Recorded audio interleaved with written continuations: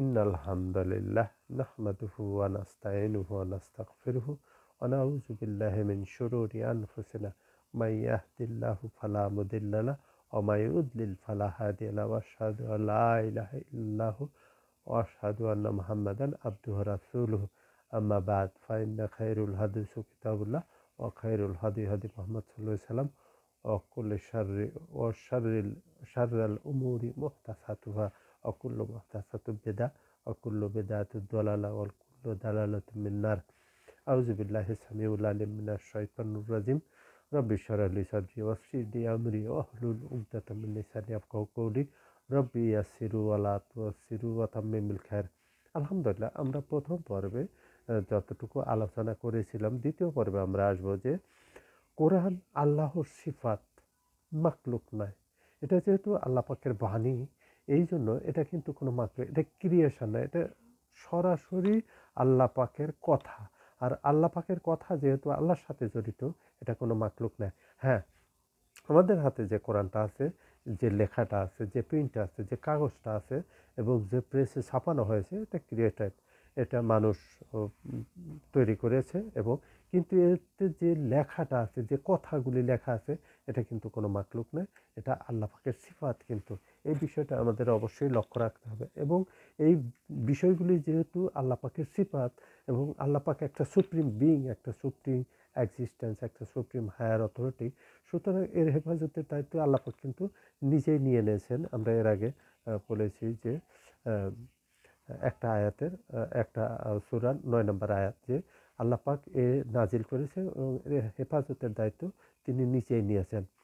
রাসূল সাল্লাল্লাহু আলাইহি সাল্লামের উপর যে এই আয়াত নাজিল হতো, তার এক প্রকার বিশেষ ক্যাফিয়াত সৃষ্টি হতো। রাসূল সাল্লাল্লাহু আলাইহি সাল্লাম মুখ ঢেকে নিতেন এবং বিভিন্ন রকমের একটা ভারী একটা অবস্থার সৃষ্টি হতো। আমরা জানি যে এই কোরআন নাজিল হওয়ার আগে কিন্তু আল্লাহ পাক কিন্তু পাহাড়কে বলেছিলেন যে তোমরা এই দায়িত্ব নিতে পারবে, না নেয়নি। আবার অন্য যে মাখলুকগুলি তাদেরকে বলা হয়েছিল যে তোমরা কি এর দায়িত্ব নিতে পারবা, তো কেউ নেয়নি। তবে মানুষ এর দায়িত্ব নিয়েছিল, রুহানি জগতের কথা বলছি আর কি, নিয়েছিল। সুতরাং এই প্রচণ্ড শীতের ভিতরেও যখন রাসূল সাল্লাল্লাহু আলাইহি সাল্লামের উপরে এই কোরআন নাজিল হইতো, তখন এক ধরনের তার কপাল ঘেমে যেত এবং ওহীর যে একটা ভারী একটা যে ওহীর যে একটা পাওয়ার, সেইটা তার মুখে প্রস্ফুটিত হইতো। যতক্ষণ পর্যন্ত ওহী শেষ না হতো, ততক্ষণ পর্যন্ত রাসূল সাল্লাল্লাহু আলাইহি সাল্লাম স্বাভাবিক অবস্থায় ফিরে আসতেন না। এবং সাহাবারা অনেক সময় দেখা গেল যে উটের উপরে থাকা অবস্থায় ওহী আসতো, অনেক সময় দেখা যেত বিভিন্নভাবে। তো এই যে বিষয়গুলি, সেইগুলি অবশ্যই লক্ষণীয় ছিল। এবং এই যে কোরআন রাসূল সাল্লাল্লাহু আলাইহি সাল্লামের উপর নাজিল করা হয়, তার সিনে মোবারকের যে উপর যে নাজিল করা হয়, এটাও কিন্তু। এবং সূরা ইউনূসে আমি তোমাদের মধ্যে বড় হয়েছি, আমার আচার আচরণ তোমাদের অজানা নয়। রাসূল সাল্লাল্লাহু আলাইহি সাল্লাম ছোটবেলায় কুরাইশদের মধ্যে বড় হয়েছে এবং তার যে আচার আচরণ, তার চরিত্র, তার যে কথাবার্তার ধরন, এই বিষয়গুলি কিন্তু তারা আগের থেকেই লক্ষ্য করেছেন। এবং আমাদের আরেকটা কথা বলা বাহুল্য, সেটা হলো যে আম্বিয়া আলাইহিস সালাম কিন্তু অলওয়েজ আম্বিয়া, মাবুস হয় হলো যখন তার প্রকাশ পায় তখন। কিন্তু এটা আল্লাহ পাকের ইচ্ছা। আল্লাহ পাক কত বছর বয়সে তাকে প্রকাশ করাবেন, সেটা কিন্তু তার বিষয়। কিন্তু আম্বিয়া আলাইহিস সালাম যেহেতু আল্লাহ পাক নির্বাচন করে এবং তাদের কিছু বিশেষ প্রোটোকল থাকে এবং তাদের দ্বারা আল্লাহ কোনো শিরিক করেন না, কোনো গুনাহ করান না। এবং এই কিছু বিষয় আমরা সূরা ইউসুফে জানি যে ইউসুফ আলাইহিস সালামও ওই মহিলার সাথে ওইভাবে করতে পারতেন অথবা করতেন, কিন্তু যদি আল্লাহ পাকের বোরহান না দেখতেন। তো এখন বোরহানের ব্যাপারে অনেকের বিভিন্ন ধরনের মতবাদ আছে, কিন্তু আমরা যেটুকু বলবো সেটা হলো যে আল্লাহ পাকের বিশেষ প্রোটোকলে আম্বিয়া আলাইহিস সালাম থাকেন। কারণ হলো যে যদি আম্বিয়াদের ভিতরে যদি আকীদাগত অথবা চরিত্রগত কোনো ধরনের যদি ডিসপিউট আসে, তাহলে কিন্তু তার যে বাণীগুলি এবং তার যে পরিকল্পনাগুলি, সেগুলি কিন্তু একটু ডিসপিউট হয়ে যায় এবং সেগুলি কিন্তু বাধাগ্রস্ত হয়। এই জন্য আল্লাহ পাক ছোটবেলায় থেকে এবং বিভিন্নভাবে আম্বিয়াদেরকে হেফাজতে রাখেন। এটা কিন্তু আমরা সূরা ইউসুফে এটা পেয়ে থাকি।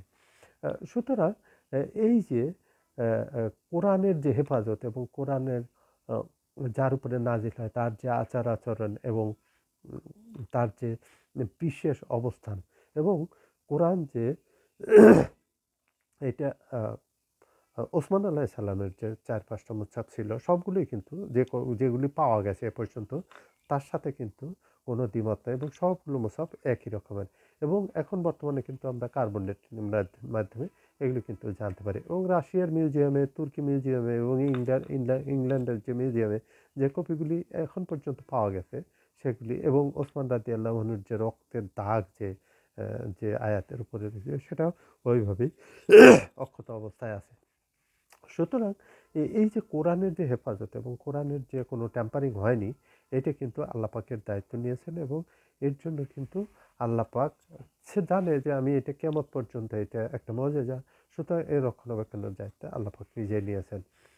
অন্যান্য কিতাবের ব্যাপারে আসছে যে অন্যান্য কিতাব ওই জাতির উপরে ওই কওমের উপরে ছেড়ে দিয়েছিলেন যে তোমরা এর হেফাজত করো, তো তারা এগুলি হেফাজত আসলে এগুলি সম্ভব না। যদি কেউ এই হেফাজতের দায়িত্ব নেয় আল্লাহ ব্যতীত এগুলি সম্ভব না। সুতরাং এই যে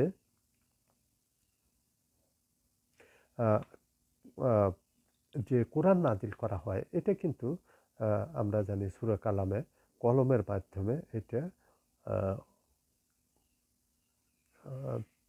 এটাকে শিক্ষা দেওয়া হয়।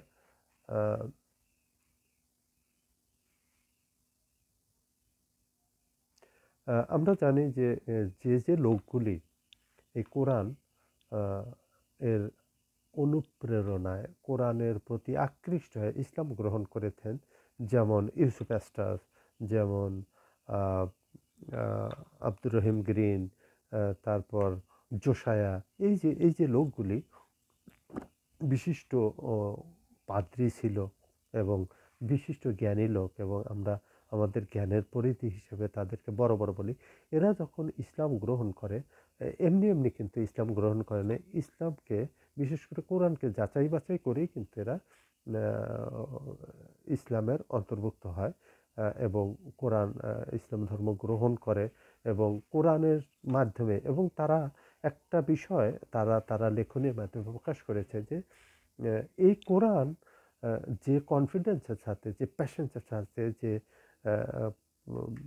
কথা বলে এবং এইটা একমাত্র সুপ্রিম বিং এটা বলতে পারে আর অন্য কেউ এটা বলতে পারে না। আমরা যেগুলি বলি যে হায়ার বিং অথবা মাদার বিং যেটাই বলি না কেন, এই যে কথাগুলি প্রচলিত বিজ্ঞানীদের ভাষা অথবা অন্য ভাষায় যেগুলি বলি তার পিছেও কিন্তু এই আল্লাহ। সুতরাং এই আল্লাহর যে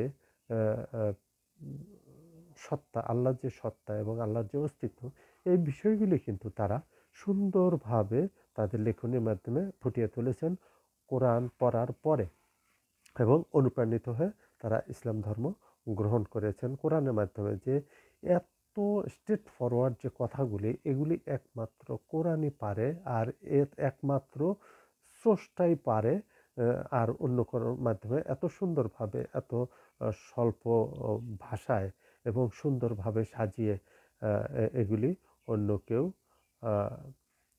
পারে না। আর এই যে কোরআন যখন প্রিন্ট করা হয় তখন কিন্তু এটা কিন্তু বড় বড় যে হাফেজ কারিদের যে প্যানেল আছে তারা কিন্তু বসে এইগুলি কিন্তু এইগুলি লক্ষ্য করে এবং এগুলি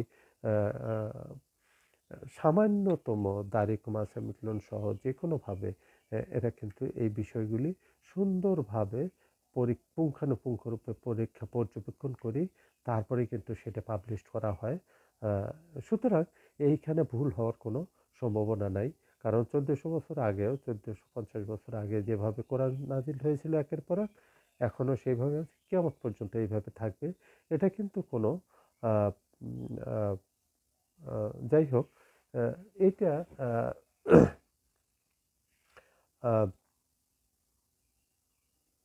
আমাদের সমাজে কিছু কিছু কথা প্রচলন আছে যে